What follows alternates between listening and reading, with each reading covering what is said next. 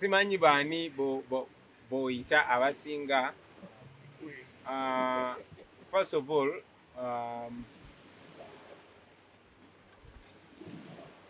kibi nti artist yena abafunye obuzibu era muganda nge Jose Chameleone stage we yagwa, you know, waliwo obuzibu. It wasn't a good thing. Namusasira era nkakasa bamwe one of the interviews yagamba ba media people yafuna okusasira. However, ate nkwewuunya bw'oŋŋamba nti stage egudde nga balina gwe baawambye ejjo, nga balina omukazi gwe baakutte, abalina omukuuma nga be bamutta. So neesanga nga ndiringa n'ensonga nnene nnyo ez'eggwanga nnyingi nnyo. Ekyali wange oyinza okumenyeka okugulu. Yes, nsobola okusaasira personally nenkubira akasimu. David, nga kibi wamenyesa okugulu. Naye ate toyinza kigeraageranya ku ba minister ne vice president ne speaker wa parliament kubba amabaati. Kati ekyo kintwalira nnyo obudde kuba ndaba nti kinyiga abantu abe Karamoja kumpi kakadde kalamba, you know. So ensonga ezo enkulu ezo ze mbadde ntera okuwa ennyama ku.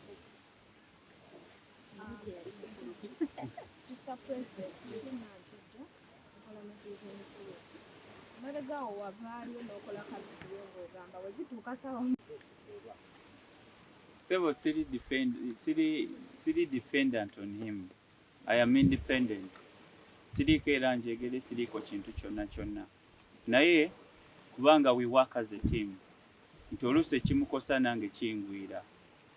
For instance, last year ku Christmas, bali bambukinze okubeera on one of the shows. Kati nanyini kifokasa yategeera nti Nubian agenda kubeera part of the artist, nafuna akatengo. N'agamba nti kaakati engeri gye mugamba Nubian tutiddemu kubanga Bobi Wine ayinza okwekweka mu Nubian ne tulabiraawo nga naye atuuse ku stage ne mutuleetera ebizibu. Era eyo show bagikansolinga. It's not the only show. Waliwo ne show era yali Entebbe mu time ono omusajja we yali akolera zi birthday bivulo. So yali egenda kubeera around the same time Entebbe eyo. Era OC atwala yali wakajansi be bakuba essimu nga promoter antaddeko n'agamba nti no kakati babadde bakuyita ojje wano obakakase nti no mukulanga Kyagulanyi tagenda kujja naye ayimbe ku stage. Eventually ne mugamba nti I don't need to come and explain myself eri owa police. Promoter kasoba nga otuukiriza ebisaanizo byonna seetaaga genda wa muntu kwenyonyolako.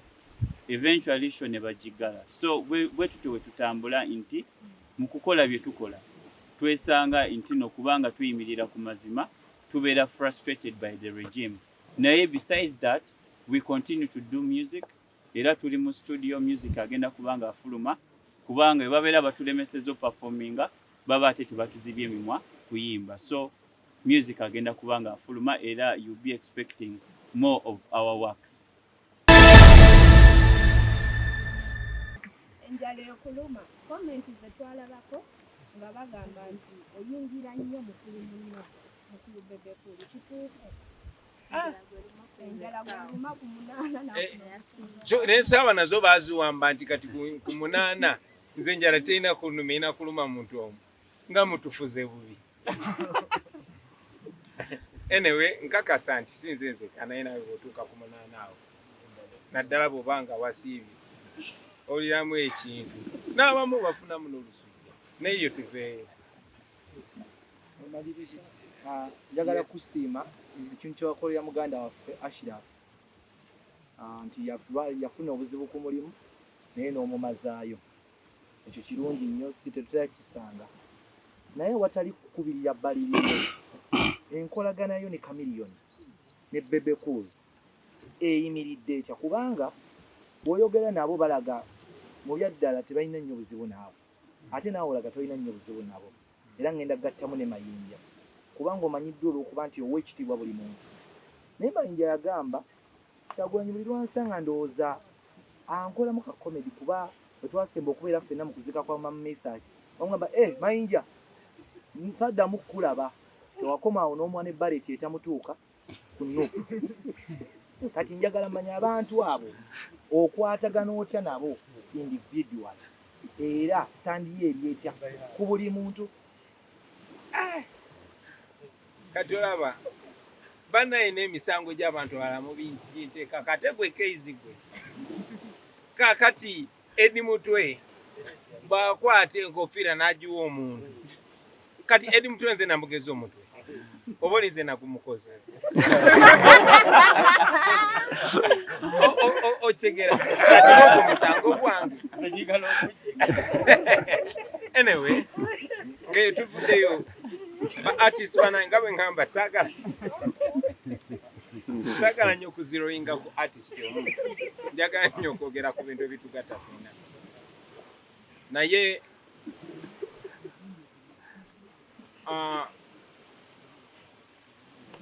ffe ng'aba artist tuli basomesa era Katonda yatuwa amaloboozi gano tugakozesa ne si katala oyinza oddikozesa okuyamba banno oba notosobola ddikozesa.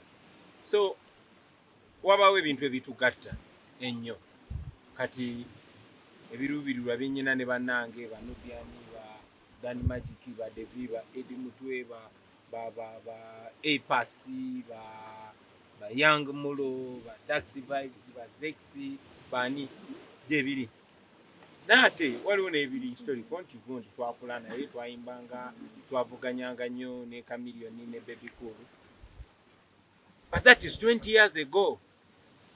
Toyinza kuŋŋamba ngetinge stuck 20 years ago, no. Naye toli ayinza okusalawo nagetinga stuck there. I mean, growing old is compulsory, but growing up is optional. Some can choose not. So wabaawo ekitugatta, of course tukwatagana. Bannange mbawanye ekitiibwa nga bo n'ebiseera ebisinga twesanga ng'Obubaka tuwaba wanjawulo obanga ebintu biraba mu ngeri yanjawulo. Nze ndaba nti abantu engeri gye bansitudde ne bambeererawo ne banfuula buli kimu ne bampa buli kimu, right from my ghetto days to today, ndaba nga kinkakatako okozesa eddoboozi lyange okwogera ekyo okuyamba abantu bange. Ate munnange ayinza okuba yisi kyekikola kyekimukwatako. So tusigala tusinkana ku bitugatta, musinkanye ku pate, musinkanye ku show ya muntu, ne mubuziganyako ng'abantu. Ne munnange bimwogerako sometimes bikendera tekitegeeza nti mubeera balabe, no, naye mubeera ne priorities ez'enjawulo. So that is the relationship with my fellow artists. Of course, many of you have omukyalo ne yalowooza nti oba oli awo nandibadde more of their spokesperson, which I want. Zisirimba olunaku lwa leero. For 5 years abantu bennyini abamblockinga okwe-exercisinga my right, abamblockinga okufeedinga family yange from what everybody knows, music, which we invested all our youthful days in. I've not heard the voice of my brothers stand with me when such an injustice is being orchestrated on me. As a matter of fact, ate abantu bebatembeeta zate banzijeko eddembe lyange.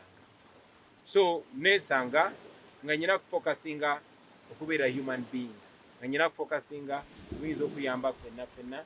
So oba oli awo tutusanga nga tuli ffenna nnyo n'emboozi oba situkwatagana bulungi. Okwongerezaako ku kibuuzo ekyo tungi, wetwogera ku the big three, mwina bye mwali mwensuuliza emyaka 2 emabega nga mmwe bwe mwaliko ng'abasabikakwatagana. What do you call the big three? I think you must not disrespect the industry. You cannot reduce Uganda's music industry to only 3 people. Mukuba ffe twasookawo nayimba abamu tebanaba kuzaalibwa. Nayimba akagoma nga Dax Vibes oba ali mu napi, ngoba Fefe Busi tanatandika na P1 kati nabo basita. So temukakanya industry ya Uganda mujjeewo ebyo ebintu bya Museveni ebyokwe nze nasoose wano kakati no, abaana balungi bakabi bali talented, mubawe chance. Okay, Uganda has more than 100 big artists. Kongamba otya nti big 3. What do you call big 3? Bebe bani abo, lwaki oba nteekamu okitegeera kye ŋŋamba biki bye twesuubiza twalinga tuvuganyanga okuva edda kati oyinza otya okundeetera waliwo omwana gwe twalananga naye paatu ewaka yansanga ng'asitula miguna gwe Kyagulanyi nakubanga n'okubanga oli muto oli kyali wange yimiriro ntwaleko neŋagwe kyali gutekebwa esikaali lyange kubanga twalwananga nange kati tusobola kuŋŋamba saa zino ndi pulezidenti wa Uganda ya award oli pulezidenti olina kyaliwo gwe mwejereganga naye ku luzzi I mean we must be able to grow past that at least nze nganze saasuubiza muntu yenna nti sijja kukola sina gwe nasuubiza nti sijja kuva ku level eyo no I mean we grow every day era encouraging ba artists kula ne bokula nabo obongo bwo bwe transforming n'otandika okulaba ebintu mu ngeri endala move with those that are moving with you be sure nti buli wokola mu nsi buli wo transforming buli woyiga ebipya you're going to lose some friends buli wo progressing ojja kati fa abamu abava mu kyalo twalikayo mikwano gyaffe be twalyanga naye emiyembe kusumu kyalo gye bali nojje Kampala nodde Kamocha kati ate bw'ovaawo nodde Nansana like that bw'ovaawo n'ogende Nairobi bw'ovaawo n'ogende Bungereza you keep progressing you know bano obolese mabega tobeerabira sigala ng'obawa ekitiibwa buli bakwetaaza esigala nga naawe obeera useful to them but grow please grow namwe ekyenjagala basaba allow me grow n'emikwano gyange please allow me grow don't take offense of that we only live once we are in our 40s I'm 41 years old kati abaana bange bansinga n'obukulu bakuze I mean n'obuwanvu so we must be able to grow. Yes, kakala. Mchalo ulikazo, okay? Kakala, erinnya linyumira. Mr.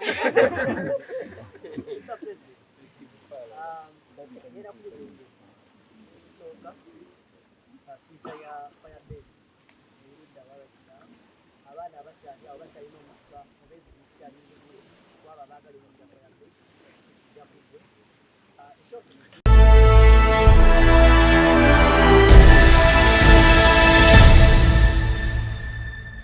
ekibuuzo kya Firebase ngenda kusanga Nubian abakiddamu ekya April Fool's Day tumekinze sure tujja wano nga batugambye essaawa 5 ne tumekinze sure zimala kuyita mukaaga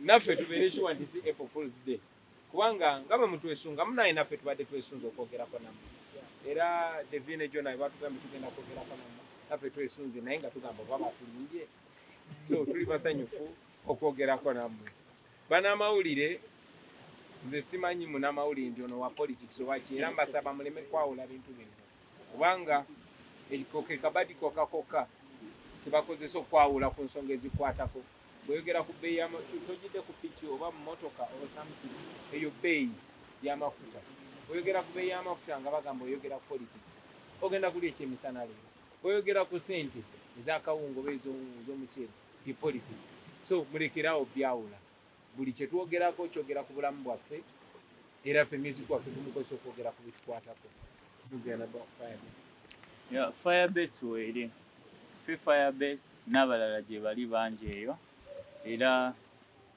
nga we twogerera wano studios zibeera open everyone is open to come and work with us though industry yafunamu akatengo nti ogenda sanga ba artists abamu batyo oku associatinga naffe abamu batyo okujja ku Firebase okurecording bagamba wali emiwunyo mingi nnyo mwe mwafuuka ba politician ffe tetuli ba politician tuli bantu ba bulijjo just wakubanga nti politics atukwatako ng'abantu abalala naye nga Firebase weeri ba artist we bali n'abayimbira be muwulira ba Daxi ojja mulaba nga tatambula yekka era alina abalala batambula nabo osanga Zex birangirangi ojja musanga ng'alina batambula nabo era mu abo batambula nabo nga era ba Daxi we batambulanga naffe kimu abo era mwe mulimu emirandira gyaffe era mujalaba ba artist abapya nga bava mu abo era wona otunula mu video ojalaba yesito omupya naye nga otunula mu video ezedda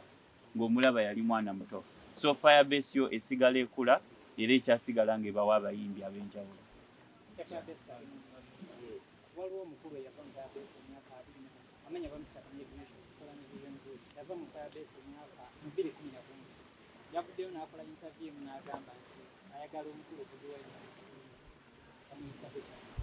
osobola omusiima wano mu kamera musima ntya bagamba y'omu ku baali backbone ya Firebase ye watuuka mbu ebiruubirirwa ne bikyuka ne biddako walala nnyo so ng'ayagala omusimbi ye bw'agamba anti njagala nga munnamawulire ombuuza ekibuuzo gwe kisubstantiate nze sobola okuddamu substantiate